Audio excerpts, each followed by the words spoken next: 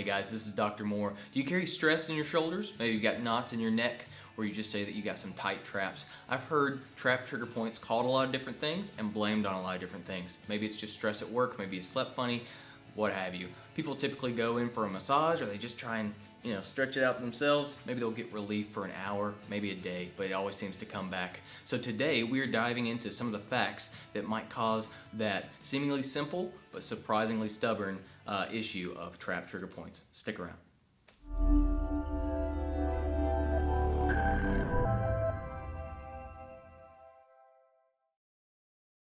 Okay, so a trigger point, if you're not familiar with the term, is essentially just sensitized muscle tissue.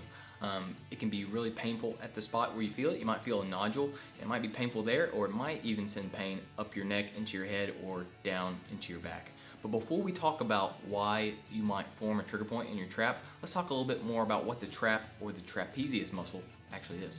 Okay, so here's our anatomy software, and this is the trap muscle or trapezius muscle that I have highlighted here. Now, when a lot of people talk about their traps, they're really just talking about the space between their shoulder and the base of their neck here, but as you can see, this muscle is actually a lot larger, and it's responsible for motions like the one that you see going on here, this bringing the shoulder blade back towards the spine, as well as like shrugging the shoulders, lifting the arm above the head, and bringing the neck back.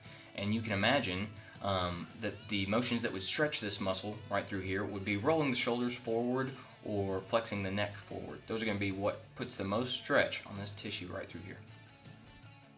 Okay, so we know a little bit about trigger points, and now we just talked about what the trap is and what it does. So why would you form trigger points in your traps? Well, this is not an all-inclusive list, but I'm going to tell you 3 things that I see all the time that cause this to happen. Number 1, a posture problem with your shoulder or in your neck. So we just saw that the trap muscle inserts on both those places. They're attached to your shoulder, it's attached to your neck. So if you've got too much tightness here in the front of your shoulder and you've got rolled forward shoulders, you're going to be putting a stretch across the top of that trap muscle where you're going to develop some tension. If you've got a neck that's too tight, restricted, or it's just poor posture where you have your neck hanging out in front of your shoulders, you're going to be putting that same stretch across the top of your trap muscle. It's going to cause irritation and you might form some trigger points. Kind of hand in hand with that, we just talked about some tightness on the front of the neck, front of the shoulder. Maybe you have some weakness in the other muscles that are responsible for bringing your shoulders back.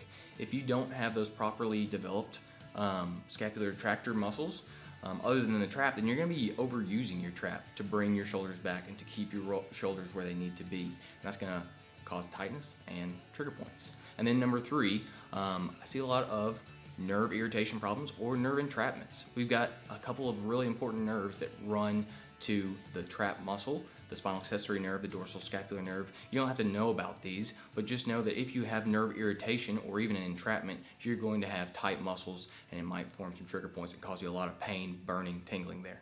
Okay, so let's say that this is you. If this is a problem that you struggle with daily and you're wanting to kind of help yourself feel better at home, what's something that you can do to work on that? I would say it's a good idea to work on your shoulder posture and your neck posture while you're at work, while you're going throughout your day, and work on strengthening those scapular retractors that we just talked about. We've made 3 videos talking about each of these before on our Facebook, on our YouTube channel, so I'm going to link to those down below the video. Give those a watch and start to incorporate that into your day. If you go about that and you find that it's still not helping you with your problem, then you're going to need somebody to help you weed through those different reasons why you might be carrying that tension and tightness in your traps, and that's where we come into play.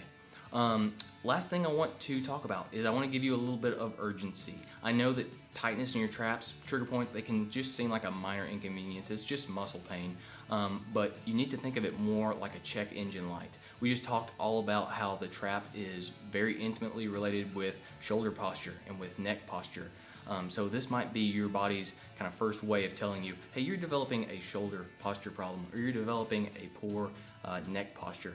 And if left unaddressed, this can lead to more serious pain, more serious problems. So if you like this video, please give it a like. If you have a question or comment, please leave it with the video. We'd love to hear from you. And if you know someone who needs to see this video, please share it with them. This has been Dr. Moore with Cumberland Chiropractic and Sports Medicine, where we get you better, faster.